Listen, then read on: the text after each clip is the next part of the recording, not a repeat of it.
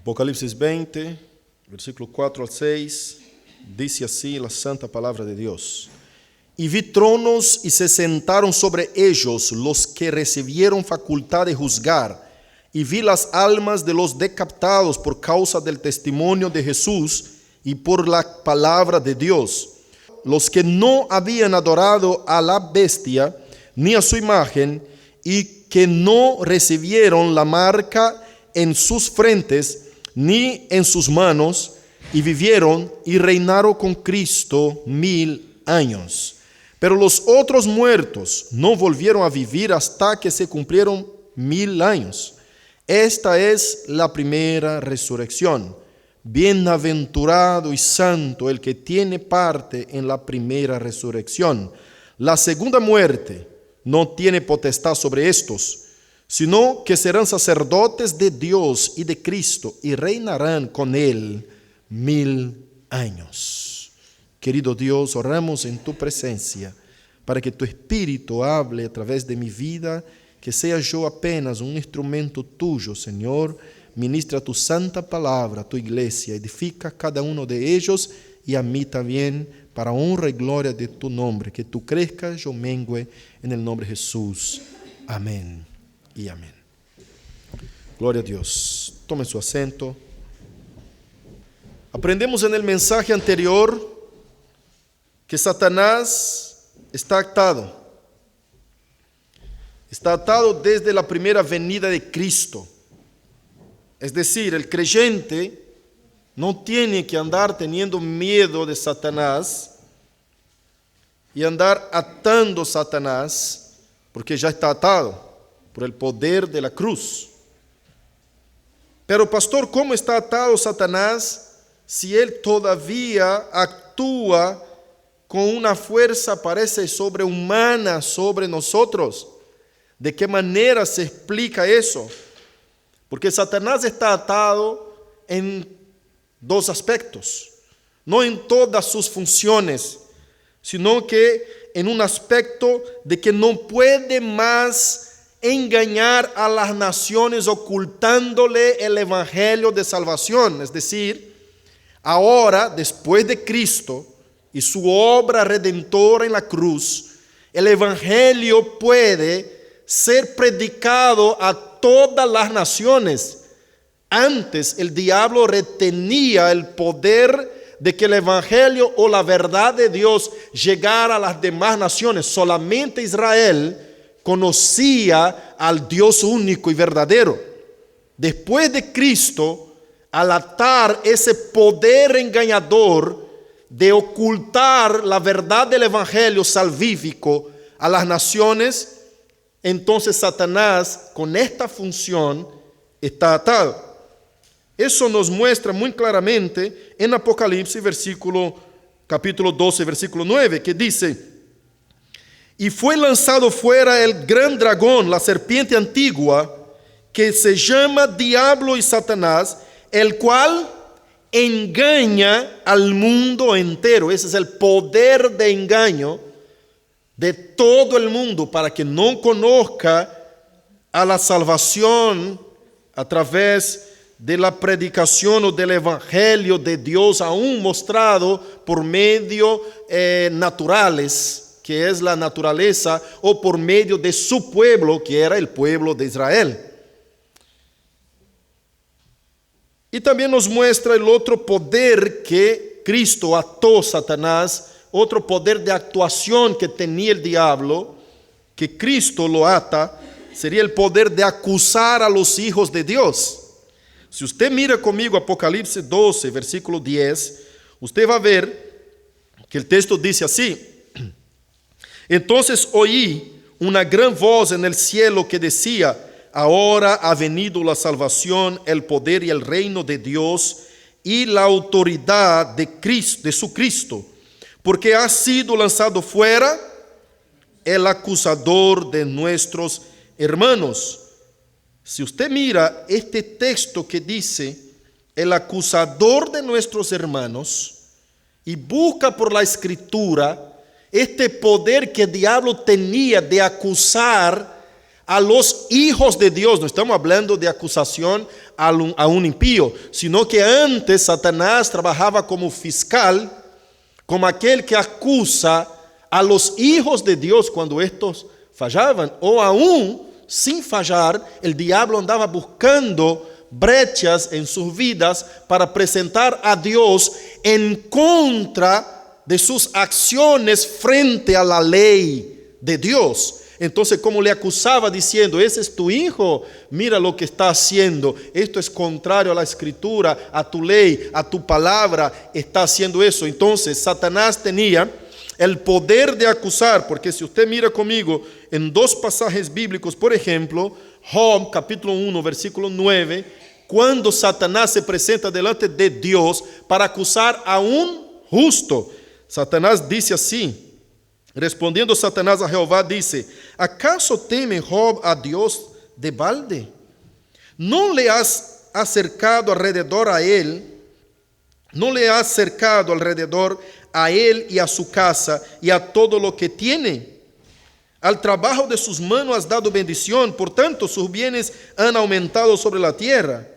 Pero extiende ahora tu mano y toca todo lo que tiene y verás si no blasfema contra ti en tu misma presencia. Es decir, Satanás estaba acusando a un hijo de Dios justo y Cristo quita de Satanás ese poder de acusación. Pero coteje conmigo todavía Zacarías capítulo 3 versículo 1, un otro intento de Satanás de acusar a un hijo de Dios. Dice, capítulo 3 de Zacarías, versículo 1, dice, me mostró al sumo sacerdote Josué, el cual estaba delante del ángel de Jehová, y Satanás estaba a su mano derecha para acusarle.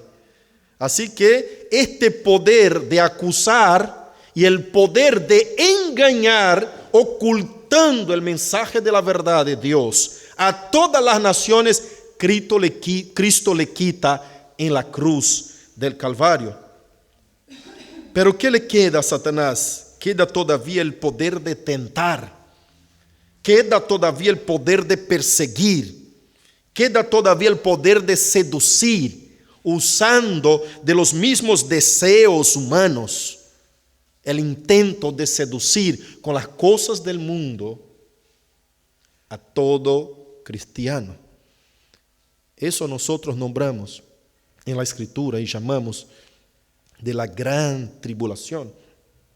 Esta gran tribulación que el creyente vive interiormente y batalla cada día, peleando en contra las tentaciones, en contra las seducciones, los intentos de Satanás, las saetas malignas que vienen a la mente, intentando seducir. Estos poderes de Satanás todavía están activos y actúan más que nunca con el poder de la mentira. Así que Satanás es un ser espiritual que pelea y afrenta al pueblo de Dios mientras no sea de todo destruido. Pero hay dos puntos que él no puede hacer, dos cosas que no puede hacer más, dos funciones de Satanás que jamás puede hacer. Dice la palabra de Dios en 2 Timoteo 2, 9, Pablo hablando acerca de Jesucristo, dice, resucitado de los muertos, conforme a mi evangelio, en el cual sufro penalidades, hasta prisiones, a modo de malhechor, mas la palabra de Dios no está presa. Esta función de prender la palabra, de ocultar la palabra de Dios a las naciones, no puede más Satanás, pero puede perseguir al predicador, puede hacerlo de malhechor, puede meterlo en la cárcel, puede perseguir a un hombre de Dios, pero la palabra de Dios él no puede más prender. Este poder le fue quitado, ya no puede más engañar a las naciones. Tampoco puede acusar a un hijo de Dios, aquel que fue nacido de nuevo, nacido del agua y del Espíritu, como dice Jesucristo a Nicodemos capítulo 3 de San Juan. A este tampoco el diablo le puede acusar, Romanos 8 dice, no hay ninguna condenación para los que están en Cristo Jesús. ¿Quién podrá acusar a un elegido de Dios? Es Dios el que le justifica. Así que no hay ese poder de Satanás de acusar al Hijo de Dios, el nacido de nuevo, el regenerado, revestido de un nuevo hombre, aquel que tiene el Espíritu Santo conduciendo y guiando su vida. El diablo no lo toca. Este poder fue quitado del diablo. Pero ojo, iglesia, que todavía Satanás actúa con el engaño, con la mentira en los hijos de la impiedad y de la desobediencia, planificando, proyectando ideas malignas a fin de destruir familias, de destruir hogares, de destruir personas, de destruir la fe, aún de aquellos que están viniendo a la iglesia. Porque hay muchos que el diablo ya ha logrado quitarle la fe. Viene a la iglesia, congrégase, pero ya no cree más en la escritura, ni siquiera cree que esto es verdad. Tiene sus explicaciones científicas, sus justificaciones naturales, de manera que dice ser nada más que un libro antiguo, repleto de enigmas, signos y mitos. Así que el diablo es un ser espiritual que afrenta siempre al pueblo de Dios y no se cansa jamás hasta que Dios lo termine de destruir a los fines de los tiempos. Pero vemos acá en el versículo 4 que nosotros estuvimos leyendo. En ese mensaje quiero exponer a ustedes 3 cosas importantes. Primero, el estado de muerte. Segundo, la resurrección. Tercero, el destino final del impío y del justo. Y quizás entre otras cosas, si me da el tiempo, quiero exponer un poquito del dilema del milenio, que es interpretado por el Nuevo Testamento como ya cumplido. Pero vamos de a poco. Regresamos al versículo 4 y vemos qué es lo que nos dice ese versículo 4. Versículo 4 y 5. Tenemos acá a este texto 2 preguntas muy importantes. Primera, ¿en dónde están los que murieron con Cristo? Vemos expuesto claramente en ese texto que hay un grupo de personas, el cual el texto los nombra como los que no habían adorado a la bestia ni a su imagen. El texto sigue nombrándolos como los que no recibieron la marca en sus frentes ni en sus manos y vivieron y reinaron con Cristo 1000 años. Vemos que esas personas que están delante del trono de Dios, es decir, el versículo está diciendo que Él vio las almas de los decapitados. Está hablando de personas que fueron muertas acá en la tierra, pero que están vivas delante de Dios. No está hablando de personas que nunca padecieron en esa tierra. No está hablando de personas que fueron como transformadas con su cuerpo aún en la segunda vida de Cristo, aún sin morir. Está hablando de almas que fueron decapitadas, está hablando de los mártires. Está hablando el texto de personas que fueron muertas por servir a Cristo fielmente y no negarlo hasta la muerte. Estamos viendo que el texto nos señala que esas personas están en un lugar de gloria. Estas personas están viviendo y reinando con Cristo 1000 años. Si vamos a entender el milenio como el tiempo que nosotros estamos viviendo ahora, como es interpretado de forma figurada por nosotros, vamos a entender que estos hombres y mujeres de Dios ya están reinando mientras el milenio está ocurriendo acá en la tierra, mientras la iglesia está militante acá en la tierra. Los que ya murieron con Cristo están reinando con Él en un lugar. No es un lugar definitivo, pero es un lugar. Un lugar que Hebreos 12:22 nos nombra por Monte Sión. Si no, mire conmigo, Hebreos 12:22 dice así: sino que os habéis acercado al Monte Sión, a la ciudad del Dios vivo, Jerusalén celestial, a la compañía de muchos millares de ángeles. Ese es el lugar en donde están. Pero Apocalipsis 14, versículo 1 también nos dice y nos nombra ese lugar como Monte Sión. Después miré y he aquí el Cordero que estaba en pie sobre el Monte Sión, y con él 144,000 que tenía el nombre de él el nombre de él y el de su padre escrito en la frente. El texto de Apocalipsis y el texto de Hebreos están nombrando ese lugar en donde están los muertos en Cristo de Monte Sión. Pero Jesucristo nos nombra ese lugar de cielo. Ese lugar en donde están los muertos en Cristo, Jesús lo nombra muchas veces como cielo. Por eso es común que los creyentes anden diciendo cuando morramos vamos al cielo, y vamos al cielo. Pero ¿qué lugar es ese? ¿Dónde es el cielo? ¿En qué sentido es el cielo que vamos a llegar nosotros después de nuestra muerte? ¿Será nuestro destino final o será un lugar intermedio mientras venga el gran trono blanco de Apocalipsis 20:11, donde todas las gentes serán juzgadas y pasarán por el juicio divino para que sean destinados a su lugar definitivo? El cielo, nombrado por Cristo, es el lugar intermedio en donde están con Cristo los muertos salvos, reinando con Él en este momento.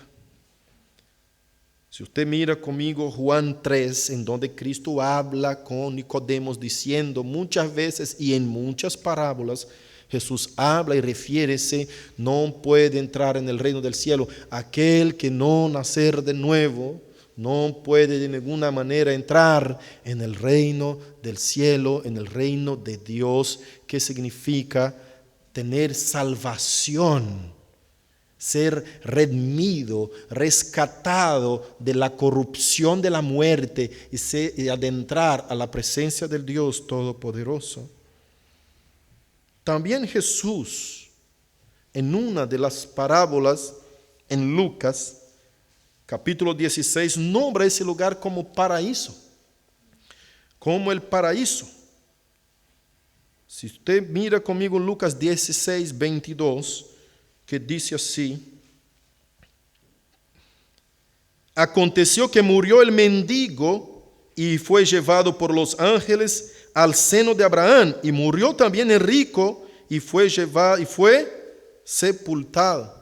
En otras traducciones, esa palabra seno de Abraham está nombrada paraíso, al paraíso o seno de Abraham, que representa ese lugar de paz, ese cielo, este monte Sión, en donde el muerto en Cristo, el que duerme con Cristo, está en este momento, en este estado o en este lugar. Hay intérpretes de la Escritura que dicen que la muerte no nos lleva a un lugar, sino que nos lleva a un estado. Yo veo por la Escritura muchas veces que el lugar, la muerte sí nos lleva a un lugar, porque si hay cuerpos terrenales, así también hay cuerpos celestes, como dice Pablo en 1 Corintios 15.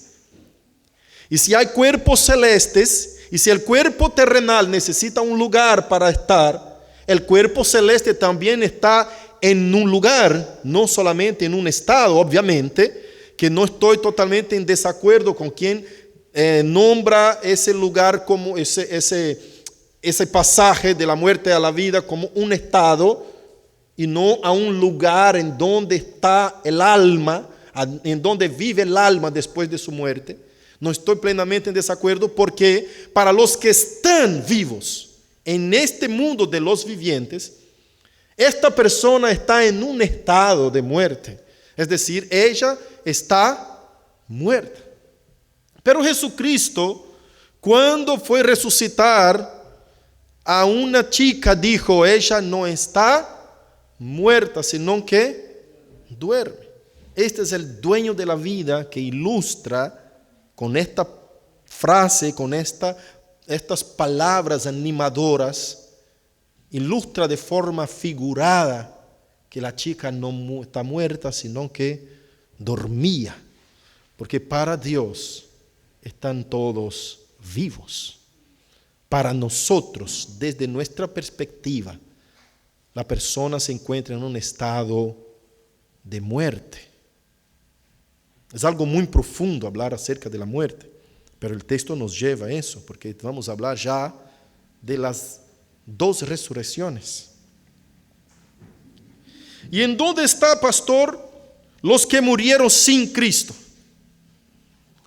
Vuelvo a decir y recuérdoles que vamos a retomar ese asunto un poquito más adelante, cuando vaya a hablar del estado definitivo, del lugar definitivo, el destino definitivo de los dos, justo e impío.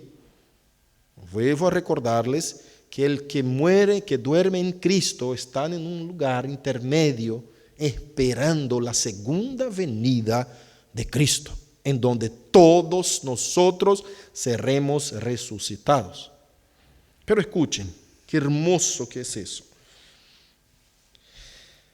Versículo 5 nos dice acerca de la primera resurrección. Pero antes de eso, la pregunta que sigue es, ¿en dónde están los que murieron sin Cristo? Hay personas que dicen que van para el mismo lugar en donde están los salvados. Es un error muy grave esto, porque la misma parábola de Lucas 16, en donde nosotros recién leímos, si usted mira el versículo 23, dice así: y en el Hades alzó sus ojos, estando en tormentos, y vio de lejos a Abraham y a Lázaro en su seno. Esta es la figura del rico como una imagen de aquel que ha vivido regaladamente, es decir, ha vivido como quiso su alma, no en obediencia, no en dejando de hacer algunas cosas que aparentemente, como digo, agrada a sus deseos inmediatos, aplace a sus deseos inmediatos, pero en verdad están alejándose de los principios de la palabra de Dios. Ese rico figura a esa persona que no obedecía a la voluntad del Señor, sino que vivía según su misma voluntad. Y el texto nos dice para dónde va esa persona y nos muestra la diferencia de lugares en donde están el impío y el justo. Y dice el texto que va al Hades, palabra griega para infierno, lugar de tormento. Y la palabra usada para seno de Abraham es la palabra que ilustra paraíso, lugar de descanso, lugar de paz. Entonces, pastor, si este es el lugar intermedio, ¿para dónde vamos todos los que morimos? Sea con Cristo, sea sin Cristo. Ya vimos que el que muere con Cristo va para un lugar de descanso. El que muere sin Cristo va ya para un lugar de sufrimiento, de tormento, esperar la resurrección de los muertos para ser juzgado. Es como si fuera una prisión preventiva. No sé si usted conoce algo de derecho. La prisión preventiva es cuando uno es acometido, es agarrado en un error en flagrante, o sea, que tenga las pruebas suficientes para que él sea juzgado por un juez a fin de determinar su pena definitiva. Pero mientras tanto, esta persona, por ser una amenaza a la sociedad en donde vive, debe ser mantenida en la cárcel hasta que llegue al tribunal del juez para ser juzgada y tomar su sentencia definitiva. ¿Alguien conoce eso que estoy hablando, los términos? Amén. Así es. Nosotros cuando morimos vamos para un lugar provisorio, esperar la resurrección de los muertos. ¿Y cómo sabe eso, pastor? Yo sé por el mismo texto bíblico que la palabra de Dios nos ha enseñado. En muchos pasajes habla acerca de eso, pero a veces mucha gente pasa por alto. Mire conmigo, por favor, los destinos finales distintos y diferentes para el impío y el justo. Lucas 13, 22 hasta el 30. Vamos a leer el pasaje que dice así: pasaba Jesús por ciudades y aldeas enseñando y encaminándose a Jerusalén. Y alguien le dijo: Señor, ¿son pocos los que se salvan? Y él les dijo: esforzaos a entrar por la puerta angosta, porque os digo que muchos procurarán entrar y no podrán. Después que el padre de familia se le haya levantado y cerrado la puerta, y estando fuera empecéis a llamar a la puerta diciendo: Señor, Señor, ábrenos. Él respondiendo os dirá: no sé de dónde sois. Entonces comenzaréis a decir: delante de ti hemos comido y bebido, y en nuestras plazas enseñaste. Pero os dirá: os digo que no sé de dónde sois. Apartaos de mí todos vosotros, hacedores de maldad. Allí será el llanto y el cruñir de dientes, cuando veáis a Abraham, a Isaac, a Jacob y a todos los profetas en el reino de Dios, y vosotros estéis excluidos. Porque vendrán del oriente y del occidente, del norte y del sur, y se sentarán a la mesa en el reino de Dios. Y he aquí hay postreros que serán primeros, y primeros que serán postreros. Vemos todavía el texto de Mateos 13, 40, del versículo 40. Ahí vemos claramente, como hemos visto en ese texto pasado, claramente el Señor destinando las personas a un destino después del juicio, del juzgamento, a un destino final. No habla que es un lugar simplemente de tormento, sino que es un lugar llamado lago de fuego, tinieblas exteriores, en donde habrá crujir de dientes y lloro. Desde el versículo 40 de Mateo dice: de manera que como se arranca la cizaña y se quema en el fuego, así será el fin de este siglo. Enviará el Hijo del Hombre a sus ángeles, y recogerán de su reino a todos los que sirven de tropiezo y los que hacen iniquidad, y los echarán en el horno de fuego. Allí será el lloro y el crujir de dientes. Entonces los justos resplandecerán como el sol en el reino de su Padre.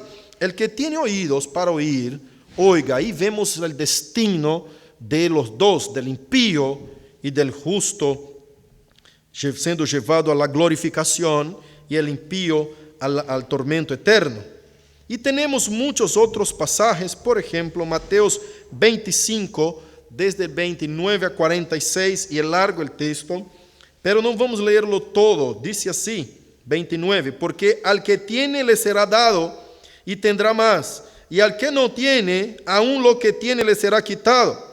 Y al siervo inútil echadle en las tinieblas de afuera. Allí será el lloro y el crujir de dientes.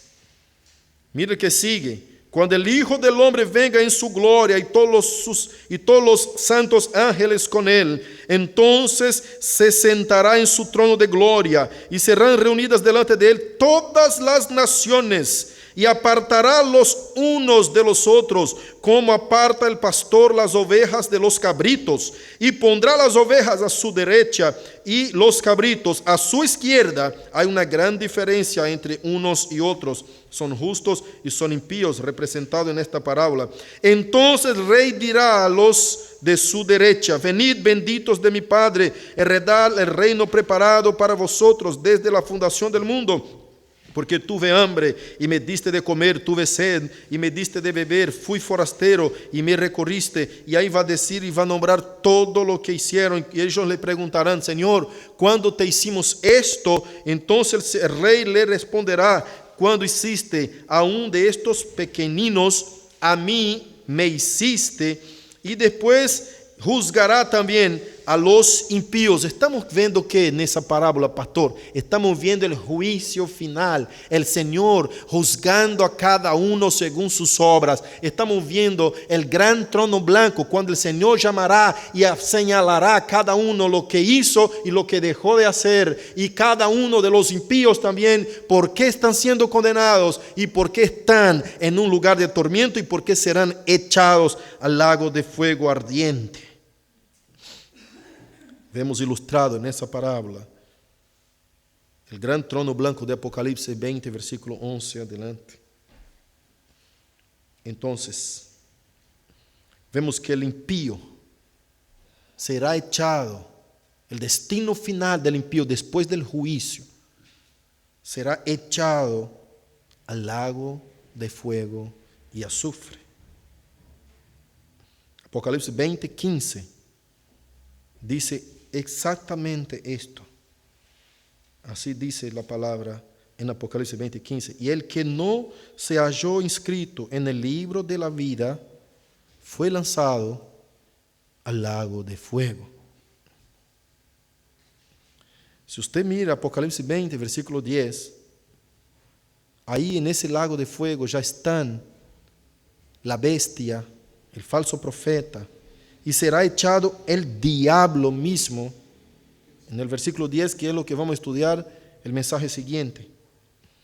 Entonces el impío será echado en el lago de fuego, en donde está el diablo, la bestia, el falso profeta, la muerte y el Hades, de Apocalipsis 20, versículo 14. Y todos los que no llevaron su nombre escrito en el libro de la vida serán todos echados en el mismo lugar, totalmente distinto y totalmente diferente del lugar y destino final de los que sirven a Dios. Versículo 6 del capítulo que estamos estudiando dice: bienaventurado y santo el que tiene parte en la primera resurrección. La segunda muerte no tiene potestad sobre estos, sino que serán sacerdotes de Dios y de Cristo y reinarán con él 1000 años. Ese es nuestro último versículo. Escuchen bien, iglesia. Acá está hablando de una primera resurrección. Hay gente que hace mucha confusión con este texto, porque piensa que hay dos resurrecciones en el sentido de una para justos y otra para impíos. Pero eso no es verdad en el texto. Si usted mira Daniel 12, versículo 2, que dice así: y muchos de los que duermen en el polvo de la tierra serán despertados, unos para vida eterna y otros para vergüenza y confusión perpetua. Entonces nosotros vemos ahí que hay una única resurrección, unos para la gloria eterna y otros para la vergüenza eterna. No hay resurrecciones diferentes para impíos y para justos. Ahora, ¿por qué, pastor, que 1 Tesalonicenses 4 nos habla acerca de que los muertos en Cristo resucitarán primero? Porque los muertos en Cristo, escuchen bien lo que es la primera resurrección, ya resucitaron. Los muertos en Cristo resucitarán de forma corpórea, una resurrección física, cuando venga nuestro Salvador en su segunda venida. Pero esta resurrección física será con todos los que ya murieron, no solo justos, sino que también los impíos.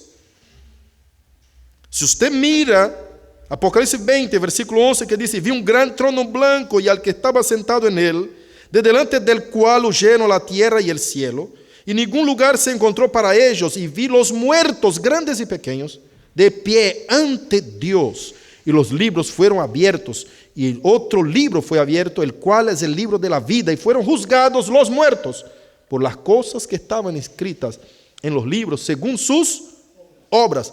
Y el mar entregó los muertos que había en él, y la muerte y el Hades entregaron los muertos que había en ellos, y fueron juzgados cada uno según sus obras.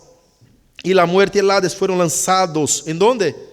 En el lago de fuego, en donde van también los impíos después de su juzgamento. En donde, mira, el versículo 10 dice: y el diablo que los engañaba fue lanzado en el lago de fuego y azufre, donde también estaba la bestia y el falso profeta, y serán tormentados día y noche por los siglos de los siglos.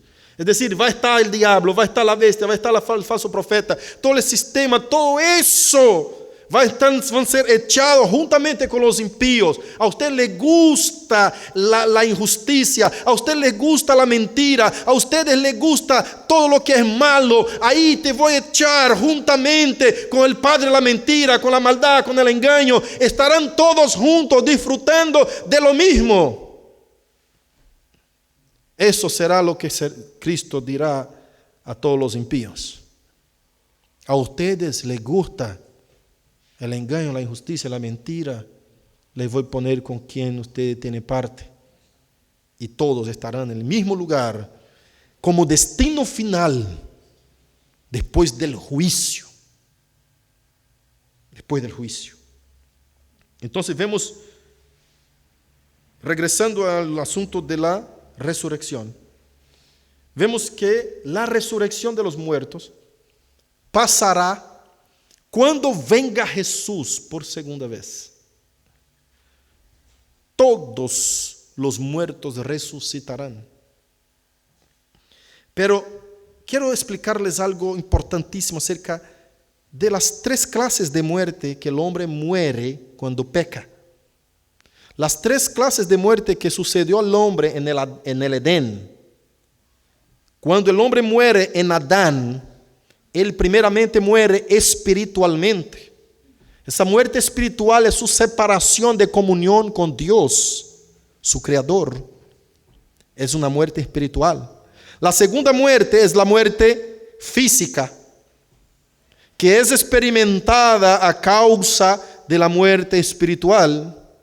Y la tercera clase de muerte que el hombre encuentra en el Edén es la muerte eterna, que es la consecuencia y el destino final del hombre cuando ha muerto físicamente, siendo muerto espiritualmente. Entonces, el sistema de resurrección sucede de la siguiente manera. Cuando el texto habla de primera resurrección, no está hablando de una resurrección de impíos, otra resurrección de justos. No está hablando tampoco de un momento en que va a resucitar algunos salvos y en otro momento va a resucitar otros salvos, otros salvados o el restante de los muertos. No. Está hablando de que cuando uno recibe a Cristo en su corazón, por el mismo Cristo dicho en Juan 11:25, yo soy la resurrección y la vida. El que cree en mí, aunque esté muerto, vivirá. Y el que vive y cree en mí, jamás morirá.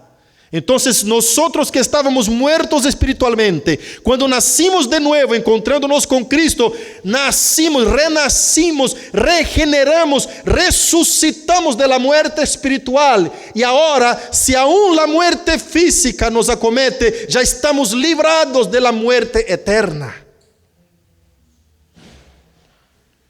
Por esa razón, Cristo hablando a un grupo de sus discípulos, Él dice, porque Dios no es Dios de muertos, sino de vivos. Todos los que murieron en Cristo están vivos y están reinando con Cristo en este milenio mientras la iglesia milita acá en la tierra. Ya están con Cristo. Entonces el milenio no es literal, y si Dios me da tiempo, gracia, ya sé que no puedo, ya estoy con el tiempo agotado para seguir hablando un poquito acerca del milenio. Pero miren bien, a ver si termino por lo menos el asunto de las resurrecciones. Mire bien, uno cuando nace de nuevo ha resucitado. Cuando nosotros predicamos enseñando de la regeneración, es salir de los muertos espirituales y tener vida en Cristo Jesús. Ya no muere más esta persona. Porque así nos enseña Colosenses, Efesios 2:6, Colosenses 2:12, 3 y 1. Bueno, hay muchos textos, pero no tengo tiempo de leerlo todos.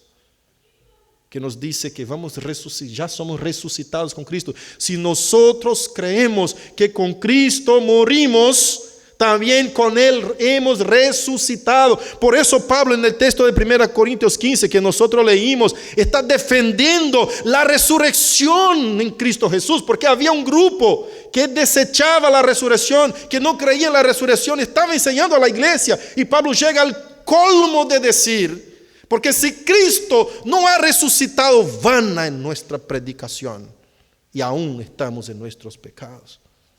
El poder de la resurrección es lo que nos dio victoria sobre la vida. Si Cristo apenas, únicamente hubiera muerto por nosotros y no hubiera resucitado, nosotros jamás habríamos conocido la vida. La salvación y la obra completa de Cristo es su sacrificio, el pago de precio de nuestros pecados, es su muerte en la cruz expiatoria, perdonando nuestros pecados, y su resurrección.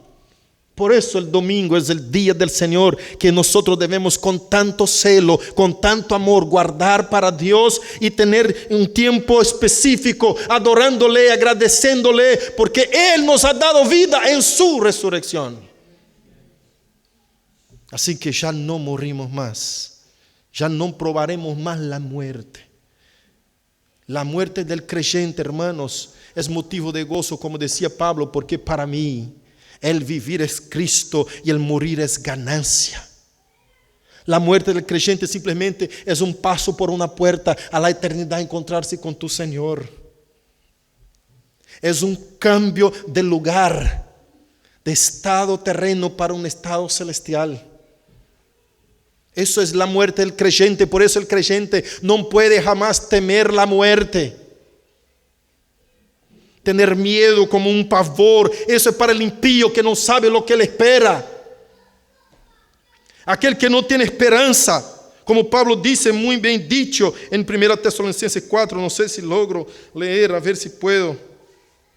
Dice, hermanos, tampoco queremos, hermanos, que ignoréis acerca de los que duermen, para que no os entristezcáis como los que no tienen esperanza. ¿Qué es lo que pasa con nosotros cuando dormimos en Cristo? No se entristezca como los demás que no tienen esperanza, hermano. Usted está vivo en Cristo. Ellos viven en Cristo. Ellos reinan en Cristo. Reinan en Cristo. Están en un lugar de descanso. ¿Y por qué el pastor dice que los que mueren en Cristo resucitarán primero en la segunda venida de Cristo? Porque resucitarán de forma corpórea, física. Y dice la Biblia que será una resurrección con cuerpos transformados. Cuerpos transformados. No todos dormiremos, dice la palabra. Cuando venga nuestro Señor, algunos van a estar como estoy yo ahora predicando la palabra, otros van a estar caminando por la calle, otros que van a estar manejando. No sé dónde puede ser que esté cada uno de los que son elegidos por Dios. Otros estarán en el polvo de la tierra, descansando, dormido ahí, con su cuerpo físico en un estado de muerte. Pero todos seremos transformados, dice el apóstol Pablo. Todos seremos transformados. Tanto aquel cuerpo que fue muerto será resucitado con cuerpo transformado, como nosotros, nuestro cuerpo de los que estamos vivos, seremos transformados en glorificación. y nos encontraremos con el Señor en los aires y estaremos para siempre con el Señor. Pero aquel que muere, escuche bien eso, ya estoy cerrando.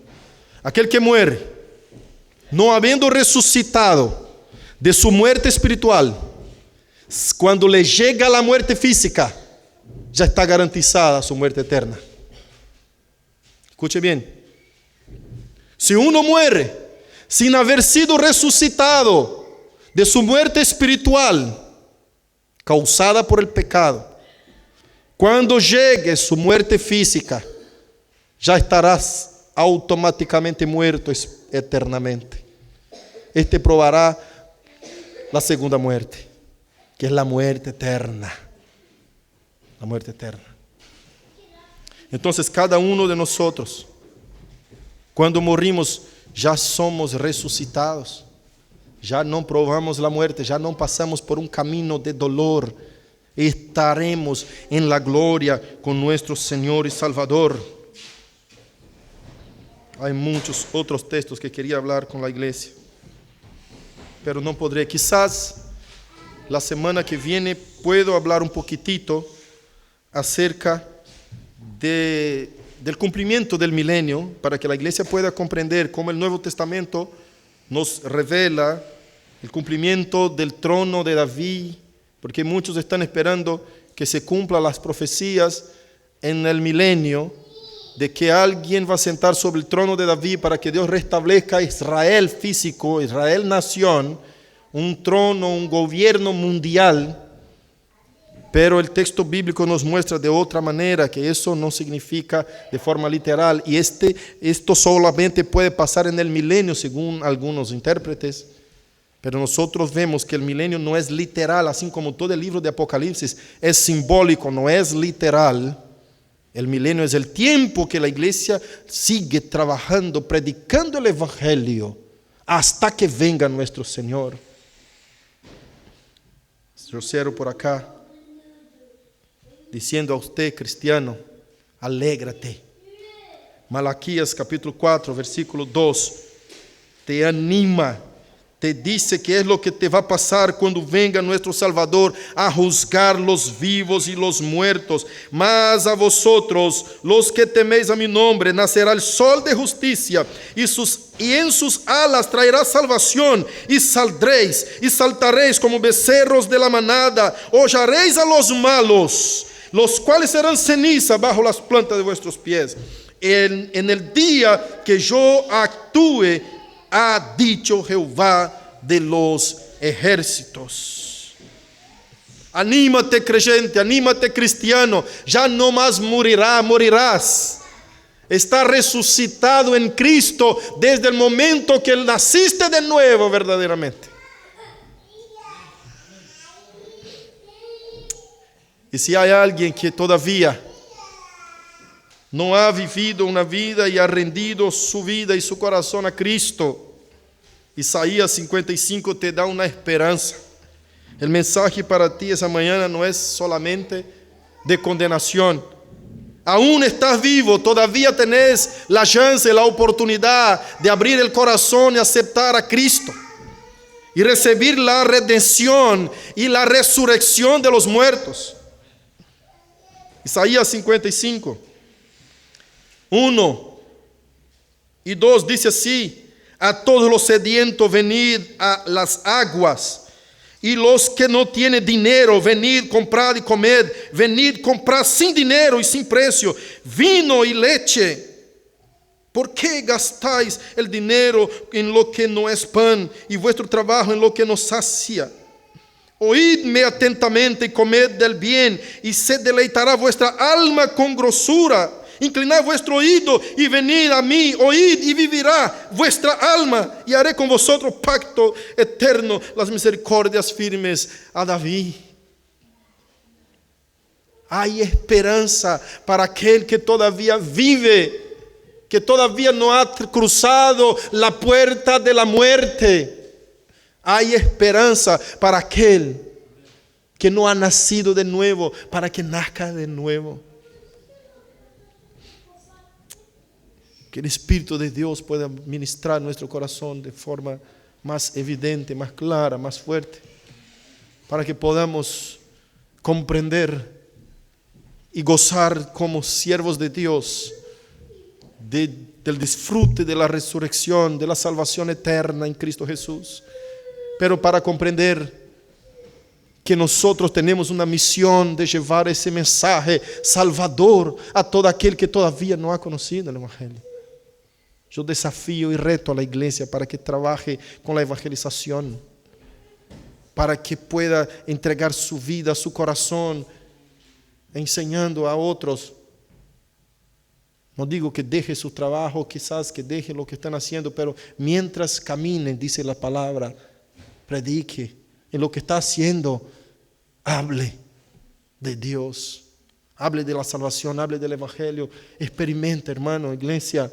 Experimente abrir tu boca y empezar a hablar de Dios. Vas a ver que las puertas van a abrir, van a ver que los corazones están sedientos, van a ver que la gente está buscando una salida para su vida. Va a ver que la gente va a abrir sus problemas a un ajeno, a un extraño que quizás lo vio por primera vez, pero vos hablaste de la palabra de Dios y eso abrió la puerta de su corazón para confiar en ti y ver que en ti hay algo distinto que él necesita. Hable de Dios. Lleva la resurrección que está en tu vida, en tu corazón. Lleve la vida que está en ti. Sos luz del mundo, sal de la tierra. Lleve lo que Dios te ha puesto. Aleluya. Por donde he andado en Brasil he evangelizado. Las personas que se han acercado a mí, a un Uber que me llevó el domingo a la iglesia. Le dije, ¿por qué trabajas el domingo? Domingo pertenece al Señor. Esa plata de domingo no te sirve de nada. Y él me dijo, de verdad lo que está me diciendo, porque 2 veces fui asaltado y me robaron como trabajo de 5 meses. Yo dije, viste, todos los domingos que he trabajado, el diablo se te lo llevó, porque eso no te sirve de nada. El domingo es para el Señor. Dedica tu día al Señor. El domingo cristiano reemplaza el sábado judío.